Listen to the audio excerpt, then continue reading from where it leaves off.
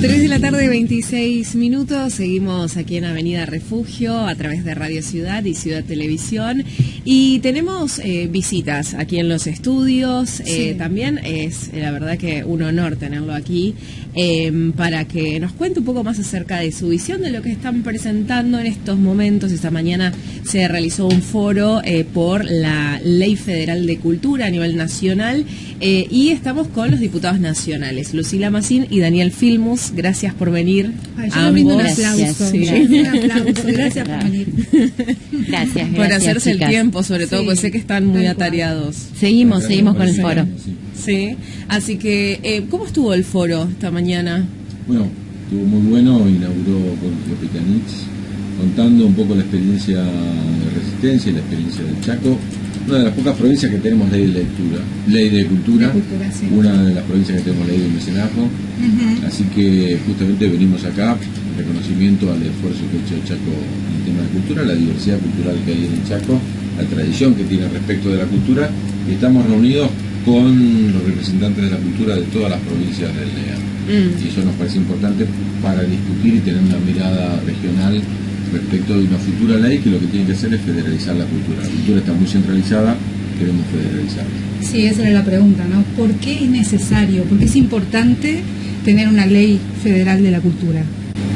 Porque ha habido un cambio en la concepción respecto de una idea histórica de que la cultura era un bien suntuario, que la cultura era parte de la recreación, del entretenimiento, y la mirada actual que es una mirada de la cultura fundamentalmente como un derecho. Si es un derecho, no solo el acceso, sino también la producción y la distribución de la cultura, entonces es necesario que el Estado tome cartas en el asunto. Las cosas que son un derecho, si las resuelve el mercado, las resuelve de forma desigual. Algunos van a tener más derecho que otros. Entonces es fundamental que el Estado, por un lado, juegue un rol fundamental en el apoyo a la producción, en garantizar la diversidad, por lo menos, como sabemos, terminar con este centralismo que ha habido con la cultura, en generar igualdad de género también en el aspecto cultural, en recuperar la cultura de los pueblos originarios, pero no alcanza solamente con apoyar la producción, tenés que apoyar también la distribución, sino cómo llega a la cultura, cómo, no, digamos, seguramente acá se ve todo lo que pasa en Buenos Aires, cómo vemos en Buenos Aires lo que pasa acá, ¿no?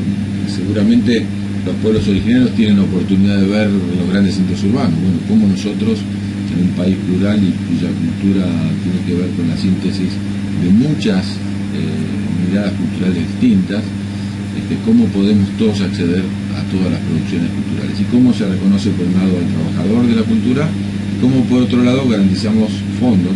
En su momento, cuando hicimos la ley de educación, se fijó el 6% del PBI, se está cumpliendo, es un avance notable que haya una ley en ese sentido. Algo parecido queremos hacer con cultura, que haya por lo menos el 1% de inversión. Ahora, ¿por qué en Chaco? ¿Por qué inicia en Chaco el debate? Eso otra vez, ¿Sí? Lucila. Sí, Lucila. No, bueno, en primer lugar y por ahí también siguiendo con la línea que planteaba Filmus, me parece que es importante también remarcar que en términos federales no tenemos una ley nacional y federal de cultura. Entonces me parece que también como discusión hay que poner en valor esto y sobre todo también porque este lanzamiento y esta apertura a los foros regionales se hace por primera vez en la provincia, ¿no? Con la intención claramente de que también la federalicemos la discusión y que podamos tomar también los antecedentes que muy bien lo explicaba Daniel en relación también al avance y a la diversidad cultural que tenemos nosotros dentro de la provincia y a los avances legislativos que hemos dado también dentro de nuestra provincia para poder discutir una ley federal. Claramente que esta discusión viene, ¿no?, retomando puntos estructurales y puntos de consensos que se han debatido con todos los protagonistas, los actores, hacedores culturales, gestores culturales, que sintetizaban en 10 puntos una futura ley de cultura, pero que a nosotros nos parecía valioso poder justamente trasladar la Comisión de Cultura de la Cámara de Diputados de la Nación y que Daniel es quien preside esa comisión. Sí. Y empezar a trabajar regionalmente convocando a otros legisladores nacionales que también vienen acompañando estos procesos y que nos permiten tener un posicionamiento federal en esta discusión, y que también cambia un paradigma, que no es que se lanzan estos foros en Ciudad de Buenos Aires o en Provincia de Buenos Aires, sino que se piensa justamente en las regiones del norte de nuestro país, como para poder diversificar un poco la discusión y sobre todo federalizarla, y con este mismo criterio también se va a apuntar, ¿no?, a otras regiones y a otras provincias para poder desarrollar estas mismas propuestas. Ahora, ¿pasó lo mismo con otras leyes, de que las comisiones vayan a las provincias a presentar los proyectos? No, yo tuve la oportunidad como ministro de Educación de la Nación de coordinar un debate que fue muy federal, que fue el debate de la Ley de Educación Nacional. La Ley de Educación Nacional no solo se discutió en todas las provincias, sino que se logró que cada escuela hiciera 2 momentos en el año donde paralizaron las clases para dar el debate con los padres y con los alumnos en las escuelas donde los alumnos ya eran de escuela media o nivel superior. Sí. Y ese debate es un debate, te diría que es imposible de reemplazar por otro debate. No, digo, porque nos pasó hoy a la mañana y ahora a la tarde antes de venir acá. Uno escucha, y cuando escuchas muchas miradas distintas, probablemente algunas no aporten nada nuevo y reiteren una perspectiva que uno ya tenía, pero siempre hay algo nuevo. Sí, hay cosas nuevas, Sí. hay sugerencias, hay ideas. Por ejemplo, el tema de la concepción de qué es un trabajador de la cultura, porque el trabajador de la cultura no está defendido. Bueno, es un tema difícil de trabajar. Recién escuchábamos, antes de venir acá, a un cineasta correntino en una de las mesas de la tarde, donde planteaba con fuerza qué significó la posibilidad que se hagan proyectos en el interior, audiovisuales, que permitieron hacer series en el interior. Entonces, es una cuestión, yo creo que vale la pena prestar mucha atención a las miradas locales, porque siempre tenemos la mirada del centro hacia afuera, y la verdad es que las cosas se construyen exactamente a la inversa, se construyen pensando en lo local, en cuáles son los problemas principales que se tienen, y a partir de ahí vos podés crecer en una mirada nacional. En un país donde, digo, si vos tomás el presupuesto del Colón, es el presupuesto cultural de varias provincias sumadas.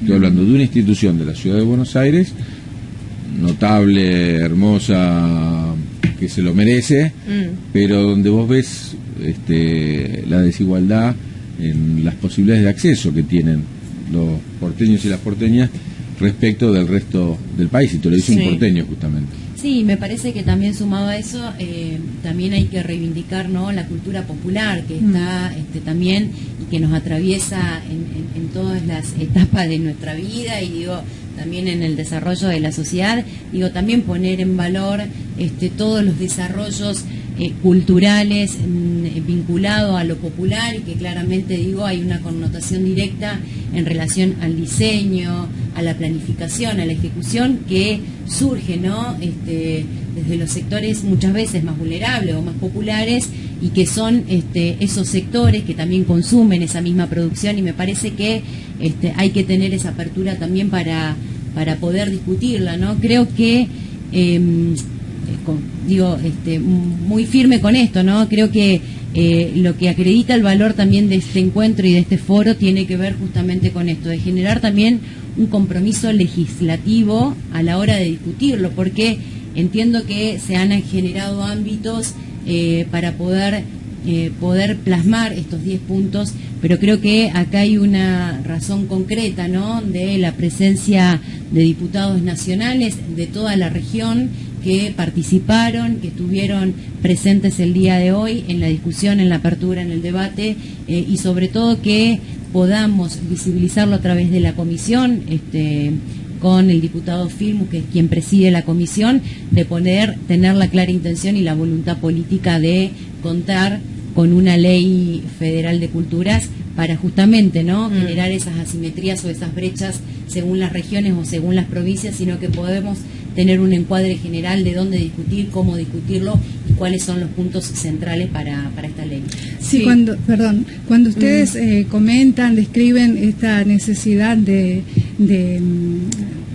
escuchar la diversidad de voces y de lugares y de zonas, ¿no? También me acuerdo mucho de lo que fue la discusión en todo el país antes de lo que fue la ley de medios, ¿no? Que por eso me da como una similitud a que pueda llegar a ser de esta manera también esto tan importante, discutido en todo el país, en forma tan diversa y tan plural en lo que se refiere a voces. Sí, ley de medios. También hay que decir que la Ley Federal de Culturas comenzó a discutirse en el 2013 y de 2013 al 2015 hubo un preproyecto que no llegó a votarse. Es una asignatura pendiente clara que tiene el Estado y el Congreso Nacional, votar una ley en esta dirección. Me parece que hay como distintos tipos de leyes. Cuando vos votás, y fue mi experiencia como ministro y después como senador, cuando vos votás leyes que necesitas de mediano y largo plazo para su aplicación, necesitas leyes de gran consenso y gran debate. Hay veces que son leyes, que necesitas una coyuntura y es un momento determinado, claro, y eso no da lugar a que se discuta a lo largo y lo ancho del país. Una cuestión como el tema de la cultura, que nosotros estamos muy acostumbrados, yo hoy señalaba en la apertura, a lo que fue la cultura argentina de la ley 1420, es una cultura que fuertemente difundida, pero muy centralizada, ¿no? La 1420 generó la idea de que desde la escuela se podía construir la nación, entonces había que formar el argentino. El argentino tenía que disimular las desigualdades y las diferencias. Entonces vos tenías un hijo de italianos, un hijo de españoles, un hijo de rusos, alguien perteneciente a la comunidad mapuche, a la comunidad guaraní, todo tenía que revolverse y de ahí salir el argentino. Y te daba vergüenza cuando vos eras hijo de inmigrante, cuando vos eras de un pueblo originario, ir a la escuela y mostrar alguna diferencia. Hoy es exactamente a la inversa, ¿no? Hoy necesitamos una ley de cultura que rescate la diferencia. Vos fíjate que la contradicción del siglo XXI es que vos necesitas mayor igualdad al mismo tiempo que mayor respeto por la diferencia. Claro, ¿no? Te veo con el broche de la mirada de género, que estamos peleando por mayor igualdad, pero en base al reconocimiento de la diferencia. No, mayor igualdad porque yo soy como vos, porque soy distinto, tengo algo para aprender de vos, necesito revalorizar esa diferencia. Y ese hecho es fundamental. Te insisto que es un cambio completo respecto de la cultura. Paradigmático total. Y qué difícil que la clase política lo entienda, ¿no? A mí me pasó de esta manera, porque para que tengan idea, a mí me pasó hace un tiempo, por las Naciones Unidas, yo trabajé mucho en la UNESCO, ir a evaluar los acuerdos de paz en El Salvador. Parte de los acuerdos de paz, Salvador tiene 24 lenguas, un país chiquitito, pero con 24 lenguas, la más importante, por supuesto, es el español, el maya, y tiene varias lenguas. Yo fui a hablar con los jefes de las comunidades originarias que habían firmado el acuerdo de paz, y parte de eso era la enseñanza bilingüe. Entonces todo el mundo me decía que se estaba cumpliendo. Yo iba a las ciudades y en aquellos lugares donde la lengua materna era el maya, por ejemplo, se enseñaba maya y español. Entonces le pregunto al jefe de la comunidad maya, uno de los jefes, si se cumple. Me dijo, para nada se cumple. Digo, ¿cómo para nada? Si en todos los lugares donde voy me están explicando que allí donde el idioma, la lengua materna originaria es el maya, se empieza por el maya. Y me dice, sí, pero yo entiendo por bilingüe que también donde el español es la lengua originaria, también se tiene que enseñar el maya, que es el idioma mayoritario en El Salvador. Y es bien interesante esa discusión, porque nosotros siempre entendemos como que los de las grandes ciudades tenemos que comprender las culturas originarias, y acá es un país plural donde todos tenemos los mismos derechos y donde todos tenemos que conocer lo de todos. E insisto, ser diversos es una riqueza notable. Hay países que no son diversos. Argentina es muy diverso, incluso con una nueva oleada de diversidad que son las migraciones de los países limítrofes. ¿Quién puede hoy considerar la cultura argentina sin considerar la cultura paraguaya, la cultura boliviana o la cultura chilena en el sur? Y eso me parece que nos enriquece y es un capital que nosotros tenemos que saber volcar de alguna manera también en la ley para que pueda ser consolidado y difundido. Ahora, como vos decías, Daniel, cuando comentaste la temática de género, ¿no? Es algo tan intrínseco, tan que lo llevamos tan naturalizado al patriarcado y al machismo, ¿no?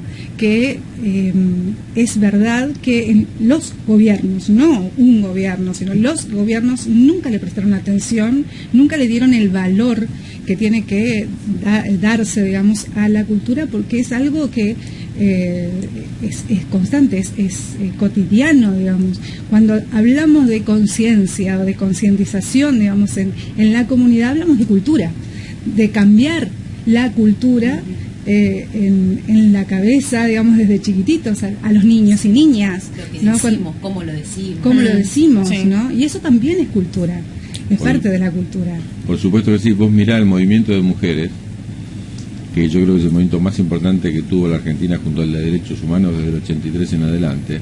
No hay otro movimiento tan fuerte, tan importante. ¿Por qué lo piensa así? Porque fue un movimiento de una naturaleza totalmente distinta. Yo vengo justo de hace un mes de Nottingham, en Inglaterra, de discutir el tema de los movimientos sociales en la actualidad, y todo el mundo toma como un ejemplo de movimiento de mujeres en la Argentina. Era antes todavía del voto del Senado en contra, Ajá. pero ya ese movimiento era un movimiento de una característica distinta. Fíjate que los que iban, mi hija, por ejemplo, la más chica, el Pellegrini, tiene 16 años, no tienen ninguna afiliación partidaria, ¿no? Y el elemento normal y natural aglutinador, un elemento totalmente transversal, donde seguramente ella estaba con chicos que tenían muchas miradas diferentes, sin embargo pudieron expresarse con una fuerza notable, a tal magnitud, porque no se trata solo de cambiar la normativa y las leyes, por lo que decías vos, que cuando este Día del Niño fue un Día del Niño especial, no sé si se dieron cuenta, pero por primera vez se discutió los estereotipos en los juguetes, en el Día del Niño. Y también se proponía alquilar juguetes. Sí, bueno, eso también por las políticas económicas, digamos. Crítica y de crisis. Pero lo interesante es que se empezó a discutir, Sí. y un gran supermercado tuvo que volver atrás una publicidad porque fue denunciada, ¿no?, por discriminación de género, ¿no?, y por estereotipo. Y entonces cuando vos ves que esos cambios ocurren, y no es que hay un gobierno que dice que hay un estereotipo, sino que naturalmente la sociedad salió a condenar. Hay publicidades que sale a condenar la sociedad, y este tema de rosa y celeste, por primera vez la sociedad sale a decir no puede ser que sea así. Y el elemento principal sobre estos temas es el sistema educativo, porque ahí van 10 millones de chicos, y van todos ahí. Y entonces cuando vos ves el estereotipo en los libros de lectura, Sí. si vos mirás los libros de lectura del principio del siglo XX, mirás los del mediado del siglo XX, mirás entrada a la década del 60, recién ahora, en la última década, empezás a ver que los roles femenino y masculino, por ejemplo, no están atravesados, ¿sí?, por la discriminación. Empieza a aparecer, pero tibiamente empieza a aparecer. Te doy un ejemplo. Hay más mujeres en la educación superior que hombres. Sí. Argentina es uno de los pocos países del mundo donde la mujer arrasó con la igualdad a favor de la mujer. En el sentido, Sí. es sustantiva la diferencia a favor de la mujer. Pero cuando vos mirás educación superior, el censo te dice el 33% de los argentinos son más mujeres que hombres. Cuando entras a mirar, vos ves que la universidad sigue siendo masculina. Sí, Y en los los institutos cargos. terciarios, porque La son docentes, sigue siendo jerarquización, femenina. sí. Entonces, Sí, pero es esto que lo que siempre discutimos, ¿no? Sí. El techo de cristal, El techo donde de a cristal. medida que vamos también avanzando en la jerarquización, son menos puestos de mujeres, Sí. en Los la que que aparecen, nos ocupamos sí. y en la que aparecemos, porque claramente hay un techo donde no podemos avanzar. Ahora, creo que dejó de ser esto, lo que decía Daniel, dejó de ser una discusión de un sector minoritario, pongámosle, o podríamos llamarlo de esa manera. Dejó de ser una discusión que solamente se daba en el seno de los colectivos feministas o en el seno de los colectivos de mujeres, sino que empezó a trascender, a incorporarse, ¿no?, como una política social o como una política de todos y todas y todes, de poder discutir también o visibilizar estas desigualdades de género que persisten aún en nuestra sociedad por un sistema patriarcal, machista, etcétera, y que empieza a destaparse y empieza a notarse, Sí. ¿no? Esto que decimos en las instituciones educativas, desde los jardines, desde la primaria o en todos los ámbitos, empezamos a discutir otras construcciones de género que no tiene que ver con parámetros normalizadores de qué significa ser mujer. Sí, o hombre. estereotipos. Sí, claro. Pensaba con respecto, ya que nos metimos en educación, ¿no? En estos momentos se está dando ya toda una semana de paros en la educación superior, los docentes universitarios que siguen pidiendo y reclamando aumentos. ¿Cuál es la lectura que hace con respecto a esta situación tremenda que están viviendo y con el no inicio de clases además? Que esto es algo que no pasaba hace mucho tiempo, que no se iniciaban las clases en la universidad. Bueno, en realidad ocurre lo siguiente. Vos tenés más de la mitad de las provincias que no resolvieron el tema de la paritaria. Eso es lo que no pasaba principalmente. Vos tenés que estamos en el mes de agosto, entrando a septiembre, y no resolvimos el salario de marzo. Uno estaba acostumbrado a que en marzo tenías un conflicto, se resolvía marzo, abril, perdías algunos días de clase, después empezaba las clases normalmente. Ahora hasta ese septiembre, por ejemplo, Ciudad de Buenos Aires y Provincia de Buenos Aires, dos distritos realmente importantes, el número de docentes, que no pudieron resolver este tema. El gobierno nacional no hizo paritaria nacional, y al no ser el año 2016, primer año de gobierno, el gobierno, acuérdense lo que pasó, hizo paritaria nacional y tuvo éxito. Los sindicatos aceptaron la propuesta del gobierno y empezaron las clases.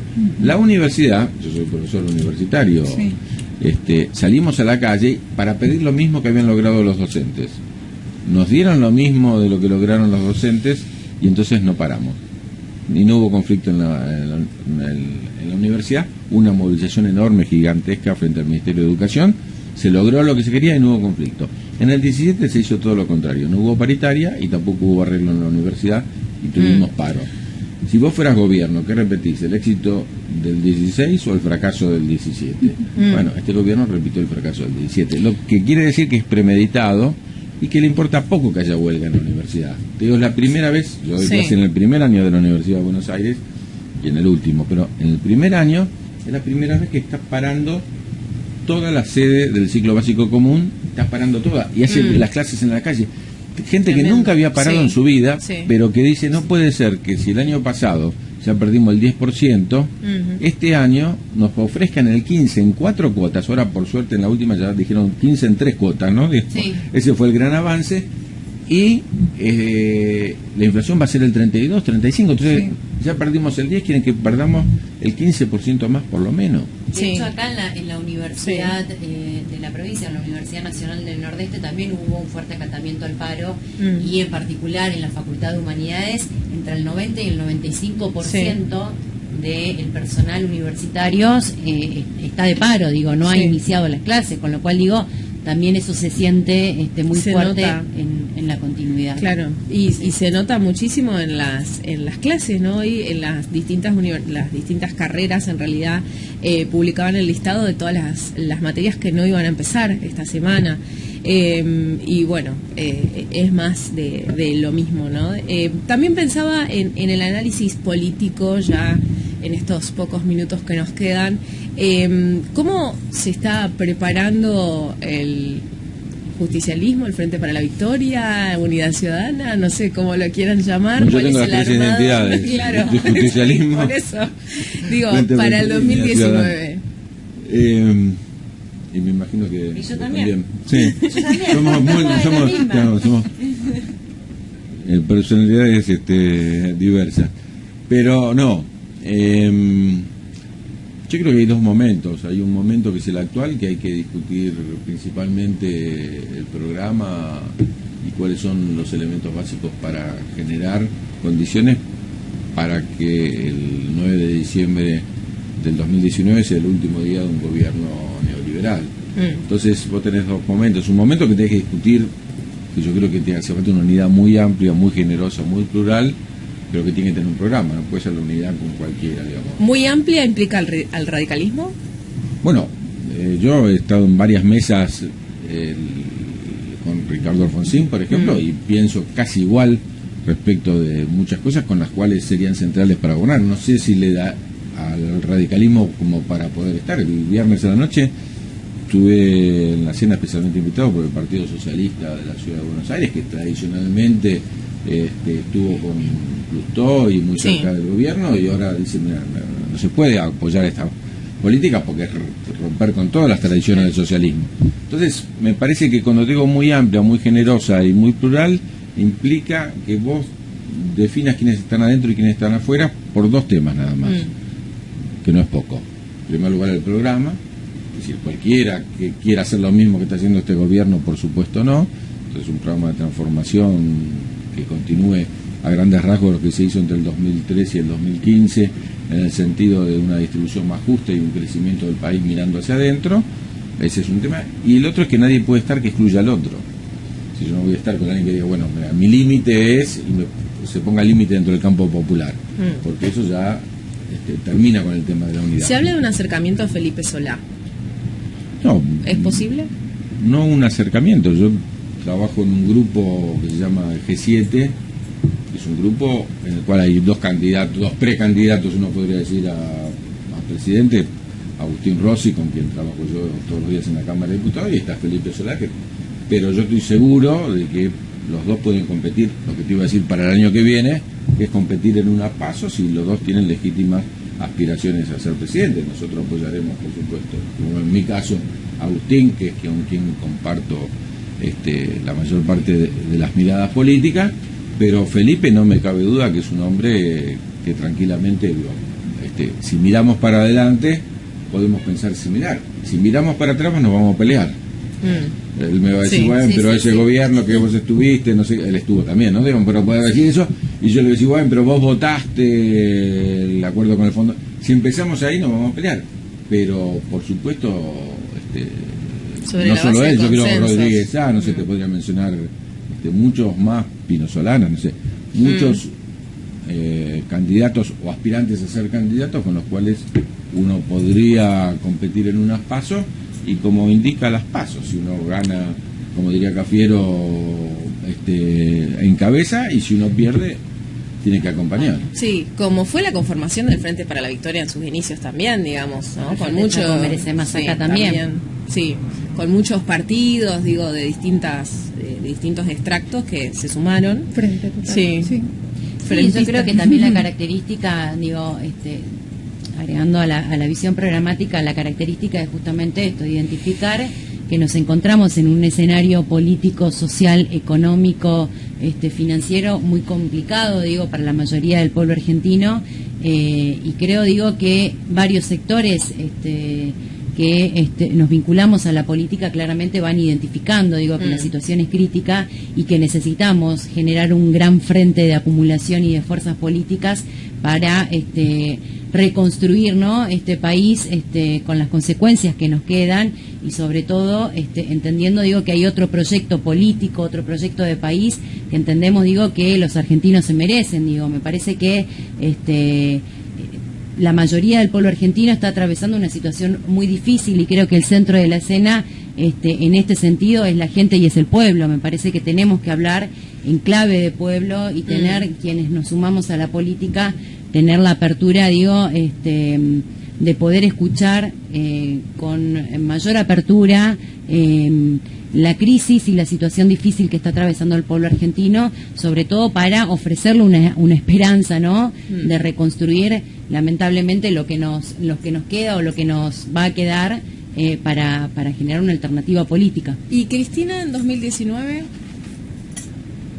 ¿A quién le preguntas? Ah, Daniel. Hay que preguntarle a Cristina, porque cuando uno le pregunta a una tercera persona es difícil. Sí, pero que sigue siendo conductora, digamos.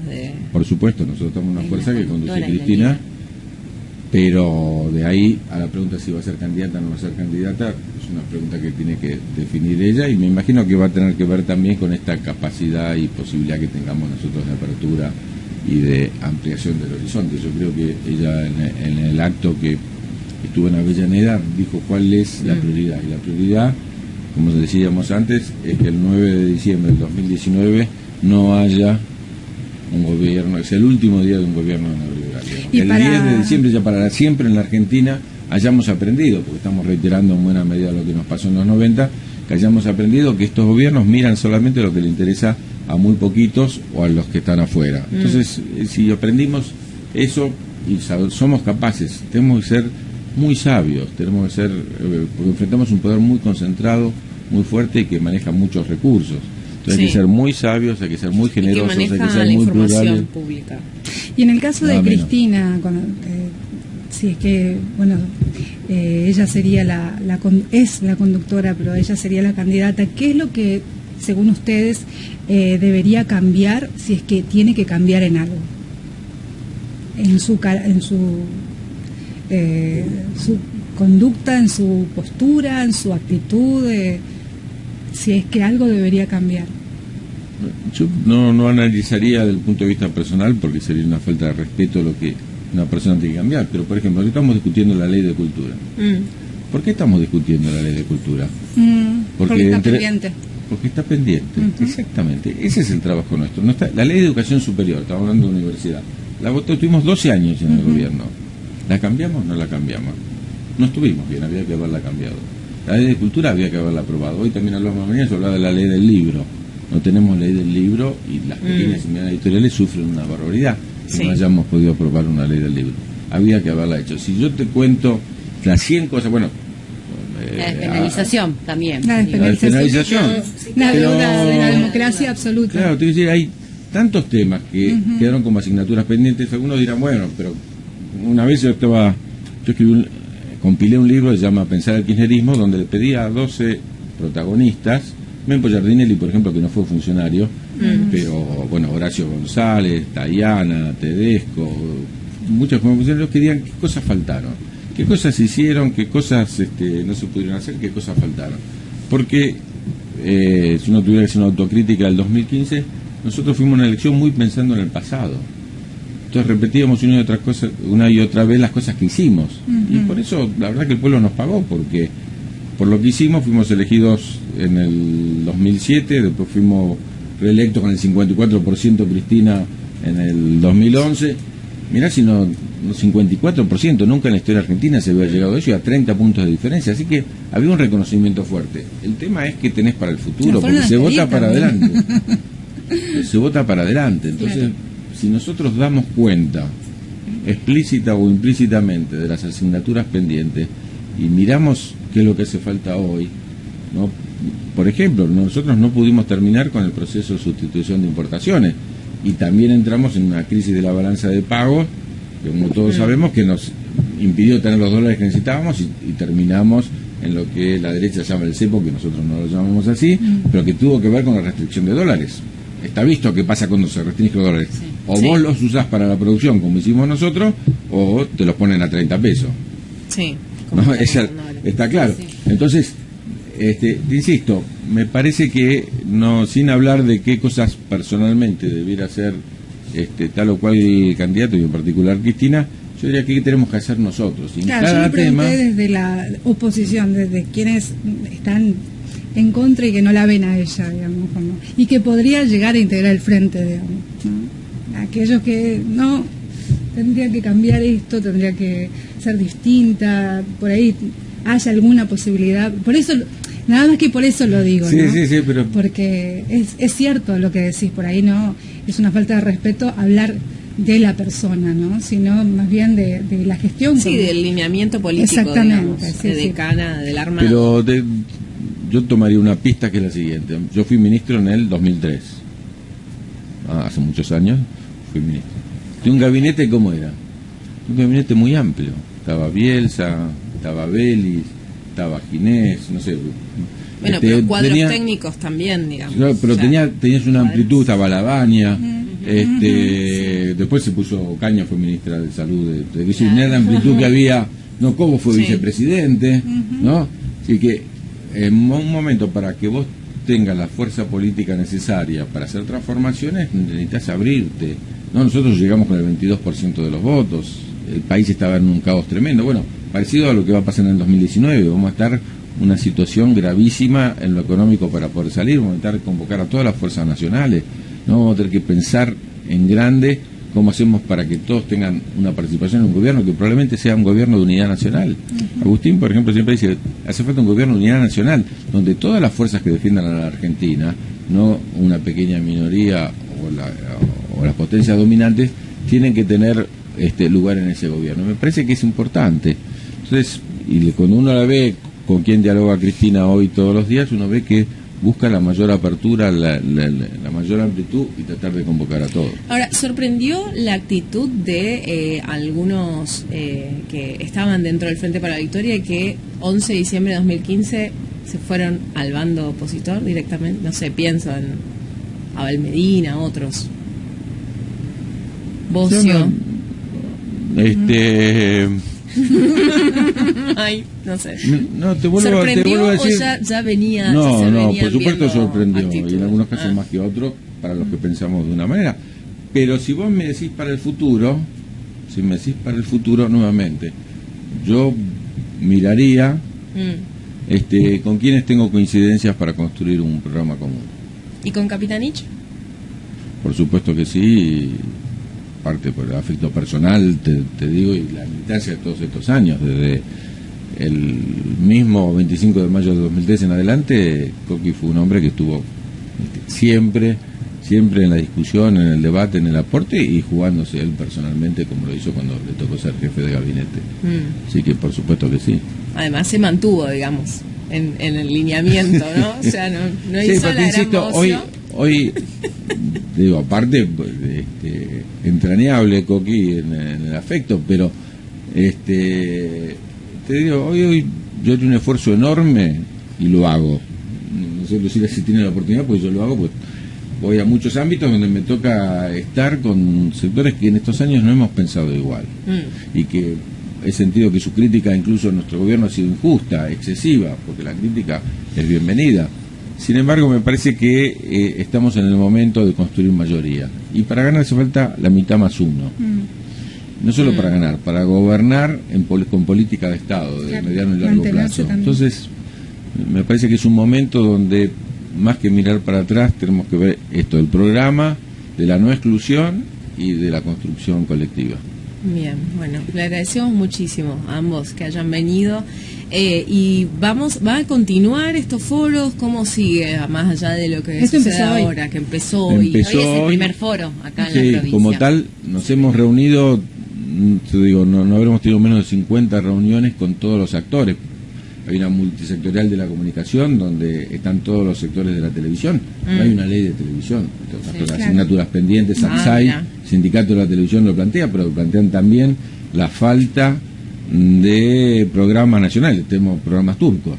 Sí, claro, sí. La falta y cada vez más de ficción nacional es un tema central, y en la ley se había puesto programas nacionales, se podía poner ficción, hay todo un debate ahora para la futura ley, a ver si se puede poner o no, pero con los directores de teatro, los teatros independientes, bajaron las entradas el 40%, y el teatro independiente en Argentina es una tradición, no solo de Buenos Aires, de todo el país, enorme, no hay pueblito donde no haya un teatro independiente.